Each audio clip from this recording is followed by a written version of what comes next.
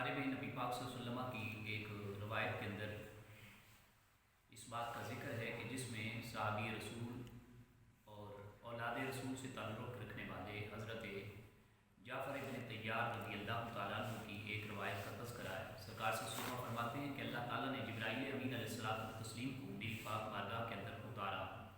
اور انہوں نے میری پاک بارگاہ میں جلوہ گری پا کر مجھے یہ بشارت دی کہ آپ کے اس غلام یعنی جعفر بن طیار رضی اللہ تعالیٰ عنہ کی 4 خصلتیں اللہ تعالیٰ نے بے حد پسند فرمائی ہیں۔ پہلی خصلت یہ ہے جو اس آیت سے تعلق رکھتی ہے، وہ یہ کہ انہوں نے کبھی بھی شراب نوشی والا عمل نہیں کیا، شراب نہیں پی۔ زمانہ جاہلیت کا دور تھا تب بھی شراب نہیں پی، بعد میں بھی کبھی شراب کو ہاتھ تک نہیں لگایا۔ اللہ تعالیٰ کو ان کی یہ ادا بڑی پسند ہے۔ ایک اور خصلت ان کی یہ ہے کہ انہوں نے کبھی بتوں کی پوجا پاٹ کے اندر حصہ نہیں لیا، بت پرستی کے قریب تک نہیں گئے۔ اللہ تعالیٰ کو ان کی یہ ادا پسند آئی۔ زناکاری میں ملوث نہیں رہے، کبھی بھی اللہ تبارک و تعالیٰ کی بارگاہ میں یہ طائب رہے، پاک رہے، اس سے بچتے رہے۔ اللہ تعالیٰ کو ان کی یہ ادا بڑی پسند آئی۔ اور جھوٹے دروغ وہ انسان نہیں بنے، یعنی جھوٹ نہیں بولا کبھی بھی زبان پر، ہمیشہ حق کا ساتھ دیا اور صداقت پر مبنی انہوں نے زندگی گزاری۔ اللہ تعالیٰ کو ان کی یہ ادا بڑی پسند آئی۔ تو اس لیے کچھ ادائیں ہوتی ہیں، کچھ عادات، اطوار، خصلتیں، خوبیاں ایسی بھی ہوتی ہیں جو بارگاہ ربی عزتی کے اندر بندگان مومنین کے لیے بشارت کا اور قربت کا ذریعہ بن جاتی ہیں۔ تو اس لیے شراب کو ترک کرنا یہ بھی بہت بڑی خصلت ہے، بہت بڑی عبادت ہے ایک طرح کی۔ تو اس آیت کے اندر شراب کے کچھ فائدوں کا تذکرہ ہوا، یعنی فائدہ کیا ہے کہ دنیاوی تجارت کی غرض سے، مگر سراپا یہ نقصان ہے، عقل کو زائل کر دیتی ہے۔ اور جب حضرت جعفر بن طیار رضی اللہ تعالیٰ عنہ سے پوچھا گیا نا کہ سارا زمانہ پیتا تھا، اکثریت لوگ اس کے عادی تھے، پیتے تھے، آپ کیوں نہیں پیتے تھے؟ تو فرمایا مجھے بس پہلے دن سے اس بات کی خبر تھی کہ یہ عقل کو زائل کر دیتی ہے، ختم کر دیتی ہے شراب۔ تو بعد میں عقل کا ماتم کرنے کے بجائے بہتر ہے کہ پہلے دن سے ہی شراب کا رسیا کار نہ بنوں، شراب کا دل دادا نہ بنوں، اس کو اپنے قریب بھی نہ آنے دوں۔ تو اللہ تبارک و تعالیٰ کے احکامات میں سے ایک حکم یہ بھی ہے کہ شراب کا پینا یہ یاد رکھیں کہ گناہ کبیرہ ہے، اور گناہ کبیرہ پر جب تک توبہ نہ کی جائے تب تک یہ صرف نماز روزے سے بھی گناہ معاف نہیں ہوتا۔ پھر نبی پاک صلی اللہ علیہ وسلم کی کئی وعیدیں آئیں اس کے بارے میں، ایک مقام پر بلکہ بہت سے مقامات پر، سیاستہ کے اندر نسائی شریف، ابن ماجہ شریف اور صحاح کے اندر یعنی مسلم شریف، بخاری شریف کے اندر روایات موجود ہیں۔ نبی پاک صلی اللہ علیہ وسلم نے ارشاد فرمایا جو کوئی شراب پیتا ہے اگر تو اول طور پر پہلے طریقے پر اس کا یہ عمل ہو کہ پہلی مرتبہ اس نے شراب پی ہو تو اس شراب کی نحوست کیا ہوتی ہے؟ سرکار صلی اللہ علیہ وسلم فرماتے ہیں 40 دن تک اس کی اللہ تبارک و تعالیٰ دعا یا عبادت قبول نہیں فرماتا۔ پھر توبہ کرتا ہے تو اللہ تبارک و تعالیٰ اس کی یہ چیزیں یہ قبول فرما لیتا ہے۔ پھر جس کسی نے دوسری مرتبہ شراب کو منہ لگایا، شراب نوشی کی، اگلے 40 دن کی پھر عبادتیں ضائع، پھر توبہ کرتا ہے تو پھر اللہ تبارک و تعالیٰ قبول فرما لیتا ہے۔ پھر تیسری مرتبہ جب وہ شراب پیتا ہے پھر 40 دن کی عبادتیں، دعائیں یہ ضائع، کسی نفلی عبادت کا، فرض عبادت کا کوئی ثواب نہیں ملتا، دعاؤں کو قبولیت کے مقام سے نہیں نوازا جاتا۔ تو یہ بندے کی بہت بڑی یہ ذلت و رسوائی ہے اس دنیا کے اندر بھی، اور آخرت کا یقیناً خسارہ ہے، کیونکہ نیک عمل کر رہا ہے اور بظاہر وہ قبول نہیں ہو رہے، قبولیت کی منزل تک نہیں پہنچ رہے۔ تو سرکار صلی اللہ علیہ وسلم فرماتے ہیں لیکن پھر بندہ 40 دن کے اندر یا 40 دن کے بعد توبہ کر لیتا ہے، تیسری مرتبہ بھی اللہ پاک توبہ قبول فرما لیتا ہے۔ اب یہ اس امت کے لیے نرمیاں ہیں۔ جو لوگ کہتے ہیں نا دین بڑا سخت ہے، تو دیکھو آج کل تو یہ ہوتا ہے کہ ہم اسکول کے اندر یا کالج لیول کے اندر ایک غلطی کرتے ہیں تو ادارے کے اندر ہمیں وارننگ دی جاتی ہے، پھر دوسری مرتبہ بھی پھر وارننگ دی جاتی ہے، تو تیسری مرتبہ کوئی بھی برداشت نہیں کرتا، وہ کہتے ہیں یہ تو عادی مجرم ہے، عادی چور ہے، اور اس طرح کا یہ کریکٹر لیس بندہ ہے، اس کو ہم برداشت نہیں کریں گے، یہ ہمارا ماحول خراب ہوتا ہے۔ یہ اسلام ہی ہے کہ جس نے بندے کو 3 مرتبہ توبہ کا موقع دیا ہے۔ اور پھر رسول اللہ صلی اللہ علیہ وسلم فرماتے ہیں اس حدیث کے آخر میں، یہ مضمون ہے حدیث مبارکہ کا، کہ فرمایا اگر کوئی چوتھی مرتبہ پھر پیتا ہے تو پھر بھی عبادت تو قبول نہیں ہوتی، لیکن پھر چوتھی مرتبہ کی ذلت پہلی 3 مرتبہ کی ذلت سے بھی بڑی ہے۔ پھر بندہ توبہ بھی کرتا ہے نا تو اللہ تعالیٰ کو اس کی توبہ کی کوئی پرواہ نہیں ہوتی۔ یعنی کیا مطلب کہ اللہ تعالیٰ اس کی توبہ قبول ہی نہیں فرماتا، کیونکہ وہ عادی مجرم بن چکا ہے۔ تو گویا کہ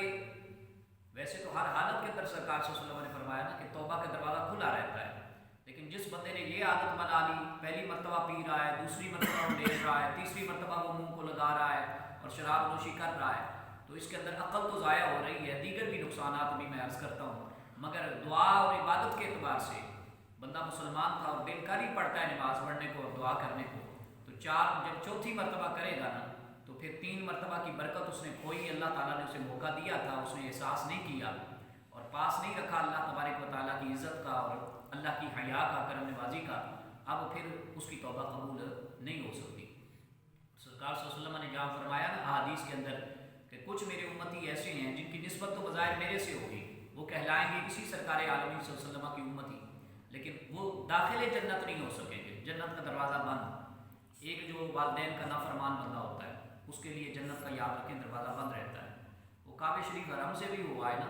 अपने वालिदैन को राज़ी ना करे तो याद रखें कि वो फेरे फिर भी काम नहीं आते। इसलिए जो बच्चे या जो आप सुन रहे हैं, वालिदैन की नाफरमानी बहुत बड़ा गुनाह कबीरा है और अल्लाह तबारक व तआला ने जिस गुनाह को शिर्क के बाद सबसे अव्वल नंबर पर अपनी शरीयत के अंदर रखा है, अपने दीन के अंदर रखा है, वो याद रखें कि वालिदैन की नाफरमानी है। लोग बड़े बड़े नाफरमान हैं आजकल वालिदैन के, और नौजवान नस्लें इस बात की परवाह ही नहीं करती, उन्हें गरज ही नहीं है, इस बात की फिक्र ही नहीं कि माँ बाप नाराज़ हैं या माँ नाराज़ है या बाप नाराज़ है, या हमारे इस अमल से माँ बाप नाराज़ तो नहीं लेकिन उनको ईज़ा पहुँचती है, तकलीफ़ पहुँचती है, दिली तौर पर वो कोफ्त महसूस करते हैं और उनका जिगर कलेजा कामता नहीं है औलादों का, और वो बार बार वही चीज़ें करते हैं और उनको पता है हमारी इस आदत से हमारे वालिदैन को चिढ़ होती है और ये आदत ये गलत तरबियत का शाखसाना है, लेकिन वो इसकी परवाह नहीं करते। तो उनकी नमाज़ें समझे कि किसी काम की नहीं है, उनके हज के फेरे उम्रे के फेरे किसी काम के नहीं है, उनके सदका व खैरात किसी काम के नहीं है।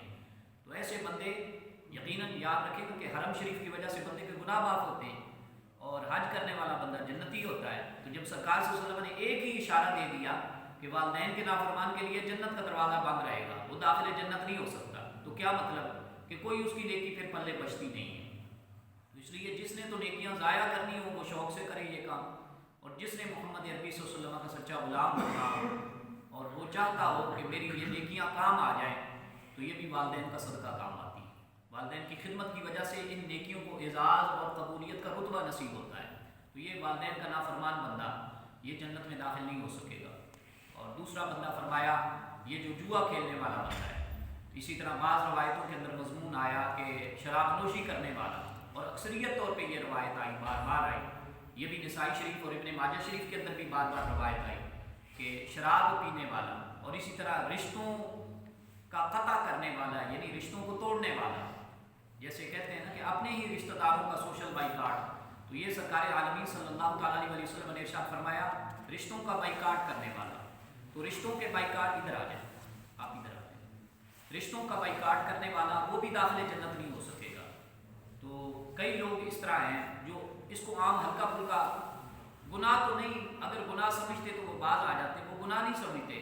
वो कहते चलो हमारी छोटी सी ये मिस्टेक ही है। तो ये छोटी सी मिस्टेक नहीं है, ये बहुत बड़ा गुनाह है। आपने पीछे पढ़ा है ना अल्लाह के कुरान का मजमून कि जिसमें अल्लाह पाक ने कुछ फासिक लोगों का तज़किरा फरमाया, और फिर मैं बार बार ये अर्ज़ किया करता हूँ कि अल्लाह पाक ने उस फासिक बंदे की कि फासिक है कौन, वैसे तो नाफरमान है, फासिक है कौन, अल्लाह की नज़र में नाफरमान कौन है। तो अल्लाह पाक ने वो 3 से 4 गिरोह क्या बयान फरमाए कि अल्लज़ीना यनकुदूना अहदल्लाहि मिन बअदि मीसाक़िही व यक़तऊना मा अमरल्लाह, ये है दूसरा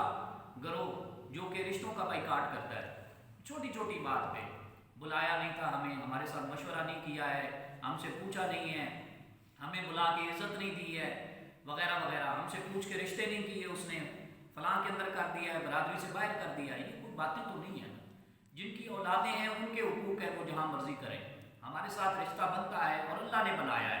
खूनी रिश्ता मैंने तो और आपने तो नहीं बनाया ना एक दूसरे से, ये तो मालिक कायनात ने बनाया ना, और ईमानी रिश्ता भी मालिक कायनात ने बनाया, इन्नमल मुमिनूना इख्वा के साथ। तो जिसने बनाया है वही काटे तो काटे। और सरकार सल्लल्लाहु अलैहि वसल्लम की तालीमात नबी अलैहिस्सलाम क्या हमें रग़बत देती हैं, क्या शौक़ दिलाती हैं कि कोई तुमसे तोड़े तो तुम उससे जोड़ो, और वो तोड़ ही नहीं रहा अगला और हम ही तोड़ने का शौक़ लिए बैठे हैं। तो इससे फिर बंदे को समझ आ जाना चाहिए कि सरकार सल्लल्लाहु अलैहि वसल्लम ने बड़े दुखी दिल के साथ और बड़ी अफसुर्दा अपने फरमान के साथ आपने ये जो है ना ये कलिमात फरमाए कि वो बंदा भी दाखिल जन्नत नहीं हो सकेगा। हैं कौन? शफ़ीउल मुज़निबीन ज़ात, और हैं कौन? शफ़ाअत कुबरा का दर्जा रखने वाली हस्ती, और जिनको महमूद मकाम महमूद के منصب پر اللہ تعالیٰ قیامت کے دن فائز فرمائے گا. تو وہ چاہتے تو ادھر بھی تو اپنے لبوں کو جنبش دے سکتے تھے نا کہ یا الہی یہ میری نسبت رکھنے والے میرے ہی غلام ہیں, امتی ہیں, چلو والدین کے بھلے نافرمان ہی صحیح, چلیں جوا کھیلنے والے ہی صحیح, چلیں رشتوں کا بائیکاٹ کرنے والے یا شراب پینے والے ہی صحیح, یا الہی ان کو آخری مرتبہ تو بخش دینا. اور اللہ تعالیٰ نے پھر آپ کو اختیار بھی دیا ہوا ہے کہ آپ کی وَلَلْآخِرَةُ خَيْرٌ لَكَ مِنَ الْأُولَىٰ, آپ کی ہر آنے والی گھڑی گزری ہوئی گھڑی سے بہتر ہوگی. اور وَلَسَوْفَ يُعْطِيكَ رَبُّكَ فَتَرْضَىٰ, جو کچھ ہے حبیب صلی اللہ علیہ وسلم جس بات سے آپ راضی ہوں گے نا, اللہ تعالیٰ آپ کو وہ تحفہ عنایت فرماتا جائے گا. تو یہاں وعدہ آپ پورا فرما سکتے تھے, آپ کہہ سکتے تھے یا الہی ان کی بھی بخشش فرما دے, لیکن یہ آپ نے ایک ہمیں نوٹس جاری کیا ہے کہ یاد رکھنا کہ وہ بندے, میں ان کے بارے میں بھی لبوں کو جنبش نہیں دوں گا کیونکہ انہوں نے اللہ کے نظام کی اور اللہ کی شریعت کے حدود کی وہ پاسداری نہیں کی, پاس نہیں رکھا, تو پھر خدا کی رحمت سے وہ قیامت والے دن محروم بھی رہیں گے اور جنت کے نام سے بھی وہ دور رہیں گے. تو اس لیے ان باتوں سے ہمیں اجتناب کرنا چاہیے. اور پھر شراب نوش جو ہے نا, اس کے بہت بڑی وعید میں نے حدیث کے اندر پڑھی ہے, آپ کو بھی بتاتا ہوں آج کے درس شریف کے توسط سے. دیکھو نا, ایک بندہ ہے بتوں کی پوجا کرنے والا, کیا خیال ہے وہ بخشا جائے گا؟ اللہ پاک نے قرآن مجید میں بڑے واضح لفظوں کے ساتھ ایک سے زائد مرتبہ یہ وعدہ فرمایا, ان اللہ لا یغفر ان یشرک ویغفر ما دون ذلک لمن یشاء. اور ایک مقام پر ہے ان اللہ لا یغفر ان یشرک به ویغفر ما دون ذلک لمن یشاء ومن یشرک باللہ فقد ضل ضلالا بعیدا. اور ایک مقام پر ہے ومن یشرک باللہ فقد افترى اسما عظیما. شرک والے بندے کی کبھی بخشش نہیں ہو سکتی. سرکار صلی اللہ علیہ وسلم نے فرمایا یہ جو شراب آج دل دادا ہے نا شراب کے, اور شراب سے محبت کرنے والے وہ کہتے ہیں شراب ہی پی ہے نا پھر کیا ہے توبہ کر لیں گے. سرکار صلی اللہ علیہ وسلم نے فرمایا یہ اگر بندہ مر گیا, شراب پی تھی اور پتہ نہیں لگا, چھت سے نیچے گر گیا, موت واقع ہو گئی, اور سڑک کراس کر رہا تھا, شراب کی بوتل ہاتھ میں تھی یا پی کے نکل رہا تھا, اور آپ جانتے ہیں سارے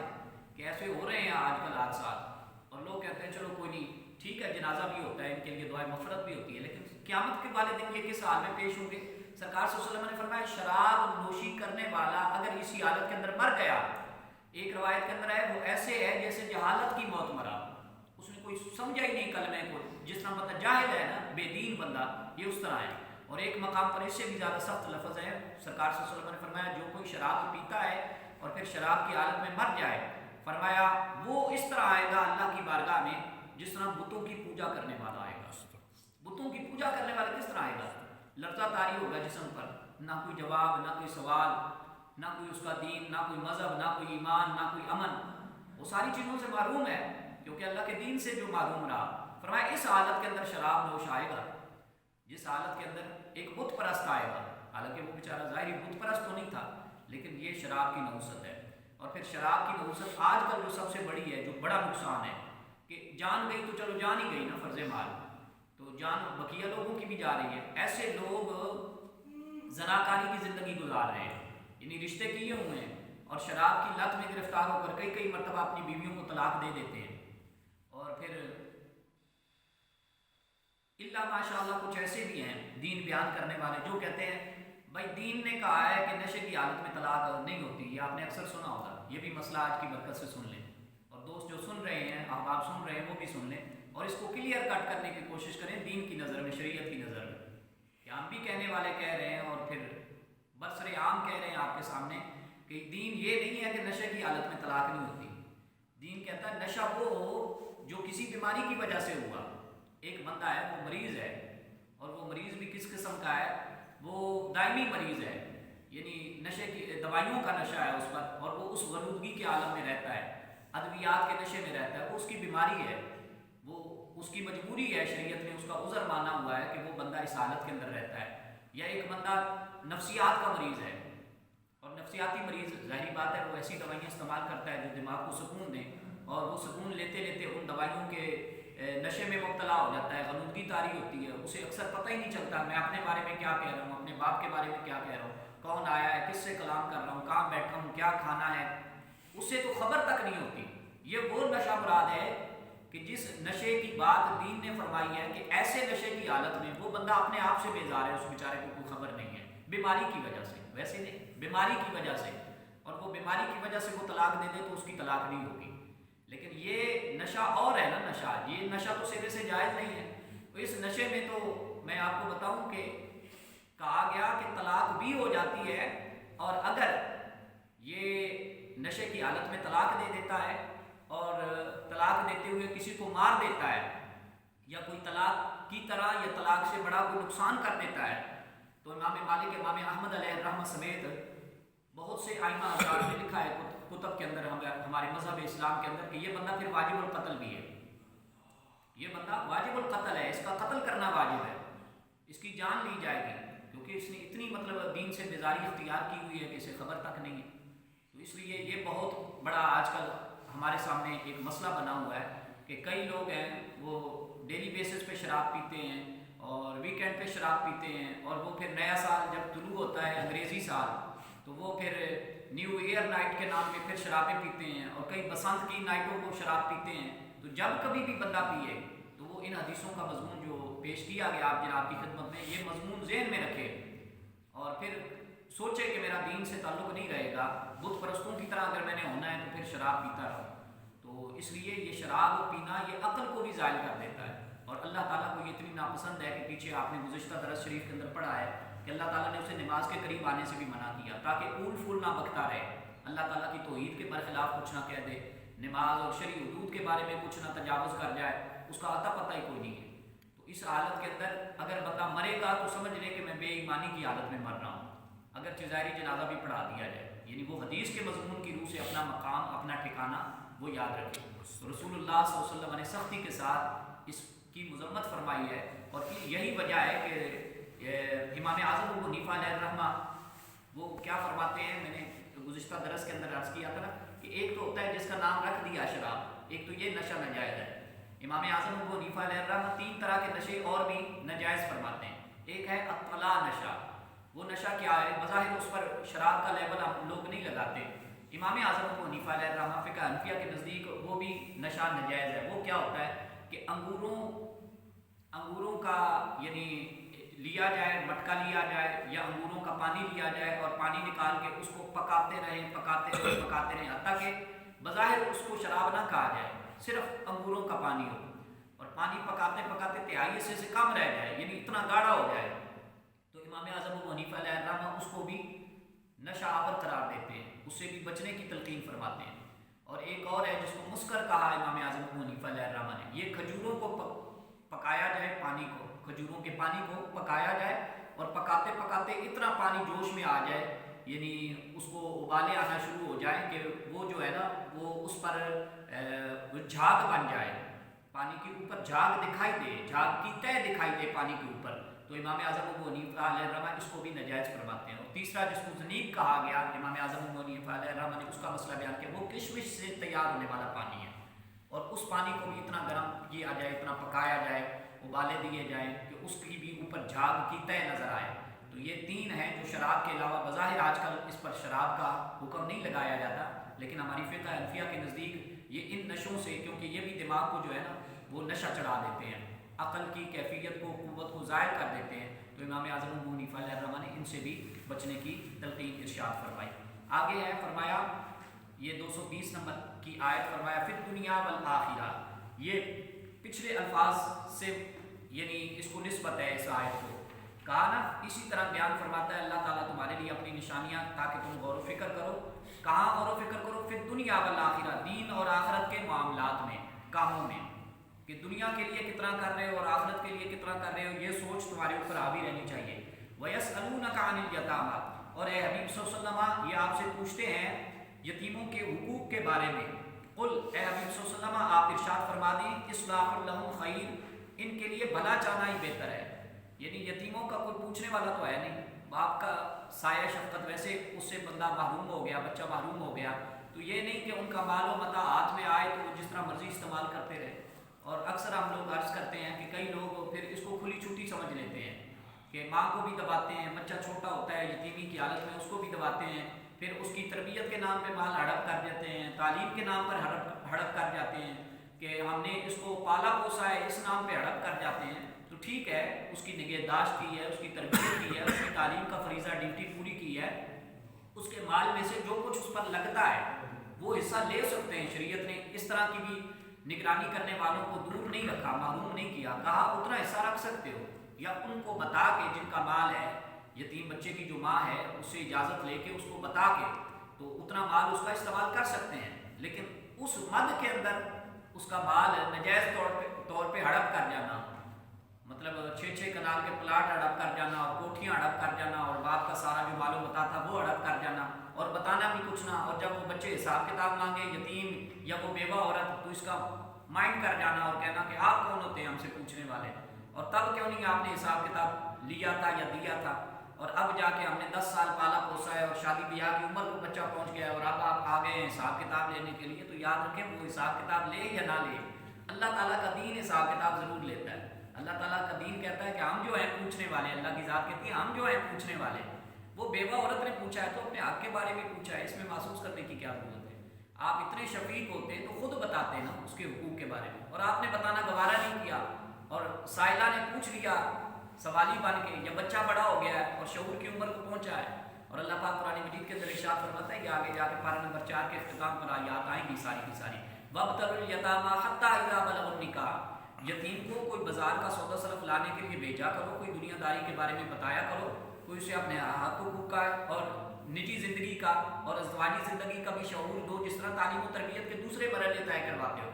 کب تک دیتے رہو شعور؟ فرمایا حتیٰ اذا بلغ النکاح، جب تک کہ بچہ نکاح کی عمر کو نہ پہنچ جائے، یعنی حالت بلوغت کو کراس نہ کر جائے۔ اس کو یہ نہیں کہ بالکل سادہ بالکل بنا کے رکھنا ہے کہ ٹھیک ہے جی، اور اپنے بچوں کو آگے دنیا داری بھی سکھائی ہے، دین داری بھی سکھائی ہے، اور وہ یتیم ہے تو اس کو نکارہ بنا کے رکھ دو، نہیں، ایسا قرآن نے اجازت نہیں دی، اور کہا کہ فَإِنْ آنَسْتُم مِّنْهُمْ رُشْدًا فَادْفَعُوا إِلَيْهِمْ، یہ اس بات کا جواب ہے کہ یہ کون ہوتے ہیں اب اپنی نگرانی میں اپنا مال لینے والے؟ بچپن سے ان کا باپ مرا تھا تو ہم ہی اس کے نگران تھے، تو اب بھی ہماری نگرانی میں ہی سب کچھ چلنا چاہیے۔ قرآن نے کہا فَإِنْ آنَسْتُم مِّنْهُمْ رُشْدًا، جب یہ بچہ سمجھداری کی عمر کو پہنچ جائے فَادْفَعُوا إِلَيْهِمْ، اس کا مال اسے سونپ دو، اب تم نگرانی نہیں کر سکتے، دین نے اس کی قطعاً اجازت نہیں دی، تو جو اجازت سمجھتے ہیں وہ غلط کر رہے ہیں۔ ہاں اگر بچے اور بیوہ عورت کو خوشی سے کہتی ہے بھائی جان آپ نے یہ معاملہ بڑی خوش اسلوبی سے چلایا ہے اور اتفاق رائے سے یہ گھر چل رہے ہیں، اور اب بھی آپ کو اختیار ہے، آپ ہی ہمارے بڑے ہیں اور بزرگ ہیں، ہم آپ کا اسی طرح احترام کرتے ہیں جس طرح پہلے دن سے احترام کر رہے ہیں، تو یہ تو اور زیادہ اچھی بات ہے کہ اتفاق رائے سے چلنے سے دین نے تو نہیں معاملہ بگاڑا، اور نہ ہی دین اس کے بارے میں کہتا ہے کہ رستے جدا کر لو، لیکن اگر وہ بچے اس قابل ہیں تو انصاف کا تقاضا کیا ہے، عدل کا تقاضا کیا ہے، خشیت الہی اللہ کے خوف کا تقاضا کیا ہے، اس کو دے دو۔ ہو سکتا ہے پچھلی آپ نے دیانتداری کے ساتھ سارے معاملات طے کی ہوں، اب آگے جا کے ان کے مال کی نگرانی یا نگہداشت اس طرح سے نہ کر سکیں جس طرح سے کرنے کا حق ہے، تو اللہ کی بارگاہ میں گرفت سے ڈرے نا۔ آپ ہیں مجھے اگر 10 روپے کی امانت سونپتے ہیں، 2 سال کر لوں گا، 20 سال کر لوں گا، 5 سال کر لوں گا، 15 سال کر لوں گا، وہ جب آپ کے 10 روپے وہ لاکھوں میں بن جائیں تو پھر میرے اوپر بھی تو ظاہری بات ہے نا کہ دن بدن پھر ذمہ داری کا سلسلہ بڑھتا جائے گا، پھر مجھے بھی خوف رکھنا چاہیے کہ وہ تو اس وقت تو 10 تھے 95 کے اندر یا 2000 کے اندر، اور اب جا کے 2020 چل رہا ہے تو اب وہ 10 روپے نہیں رہے، اب تو وہ کئی لاکھ بن گئے ہیں، اور کئی لاکھ میں تو زیادہ اس بات کا چانس ہے کہ مجھ سے بددیانتی ہو جائے یا خیانت ہو جائے یا میں انصاف کے تقاضوں کو نظر انداز کر سکوں، تو اس میں زیادہ احتیاط کی ضرورت ہے، اور پھر میری ذمہ داریاں بھی بڑھ جاتی ہوں گی، ظاہری بات ہے، تو اس لیے مصروفیت کے اس دور میں ان کو سونپ دینا یہ زیادہ بہتر ہے، اور اللہ کے قرآن نے اسی اور فرمایا وَإِن تُخَالِطُوهُمْ فَإِخْوَانُكُمْ، یہ ہے وہ دوسری بات کہ اگر اکٹھا ہی خرچہ چلاتے رہو، اگر تم ملا لو ان کو فَإِخْوَانُكُمْ تو وہ تمہارے بھائی ہیں، شریعت نے کوئی تمہیں نہیں کہا کہ بھائی کاٹ کرو ایک دوسرے کا اور علیحدہ کر لے لو، جوائنٹ فیملی سسٹم میں اگر رہ رہے ہو اور اچھا چل رہا ہے تو یہ تو بہت اچھی بات ہے۔ وَاللَّهُ يَعْلَمُ الْمُفْسِدَ مِنَ الْمُصْلِحِ، اور فرمایا اللہ تعالیٰ زیادہ جانتا ہے بگاڑنے والے کو، معاملے کے بگاڑنے والے کو سدھارنے والے سے، کہ کون ہے سدھارنے والا۔ تمہارے بولنے سے کہ ہم تو سدھارنے والے ہی ہیں اور بڑے ایماندار ہیں، یہ تمہارا بول کام نہیں آئے گا، اللہ تعالیٰ کا قول کام آتا ہے۔ وَلَوْ شَاءَ اللَّهُ لَأَعْنَتَكُمْ، اور اللہ تعالیٰ چاہتا تو تمہیں ضرور مشقت میں ڈال دیتا۔ ان اللہ عزیز الحکیم، بے شک اللہ تعالیٰ غالب حکمت والا ہے، عمل کی توفیق عطا۔ آمین۔ اللہم صلی وسلم علی النبی الطاہر، ربنا آتنا فی الدنیا حسنہ وفی الآخرۃ حسنہ وقنا عذاب النار۔ باری تعالیٰ اپنے کرم کا صدقہ آج کی حاضری کو احکام شرع کے بارے میں سمجھایا گیا، عمل کی دولت سے میرا بر فرما، نور قرآن سے اور مصطفیٰ کریم صلی اللہ علیہ وسلم کی سنتوں کی برکتوں سے والا مال فرما، جو آئے ہیں انہیں مزید ابلاغ دین، احیاء دین اور عمل دین کی توفیق عطا فرما۔ الہی ہم سب کو رزق حلال، ایمان، امن کے در برکتیں عطا فرما، شریروں کے شر سے بچا۔ جاہلین کی جہالت سے محفوظ فرما، ماکرین کے مکر سے دوری اور پناہ عطا فرما، اپنے حفظ و امان کا خاص درجہ عطا فرما، قرآن کے صحیح ابلاغ حق کی توفیق عطا فرما، الہی ہماری کمزوریاں بشری خطائیں معاف فرما، اپنے کلام کی عظمت کا صدقہ گناہوں سے پاک اور صاف مطہر زندگی عطا فرما، اوروں کے اندر صحیح دین کا پرچار کرنے کی توفیق عطا فرما، جو بے ایمان ہیں انہیں بھی نور ایمان سے برابر فرما، جو بد کردار ہیں انہیں صاحب کردار فرما، جو بد اخلاق ہیں انہیں حسن اخلاق عطا فرما، جو بے ادب ہیں انہیں حسن ادب کی دولت عطا فرما، جو بے روزگار ہیں حلال روزی مقدر فرما، جو بد امنی میں ہے سکون قلبی اور امن کی دولت عطا فرما، الہ العالمین جو بے نمازی ہیں انہیں صاحبان نماز فرما، ہر حال کے اندر مالک اپنا شکر ادا کرنے کی توفیق عطا فرما، ہمارے رہبران، ہمارے ذمہ داران، ہمارے محسنین، ہمارے اساتذہ، ہمارے والدین کو اجر عظیم عطا فرما، ہمارے مرحومین مرحومات، ہمارے والدین کی بخشش فرما، امت کو بار بار حج بیت اللہ شریف اور عمرہ شریف کی برکتیں عطا فرما، اور بالخصوص یا اللہ سنت پاک کو مصطفیٰ کریم صلی اللہ علیہ وسلم کی نسبتوں کا حیا کرتے ہوئے اتفاق و محبت وحدت عطا فرما، صلی اللہ تعالیٰ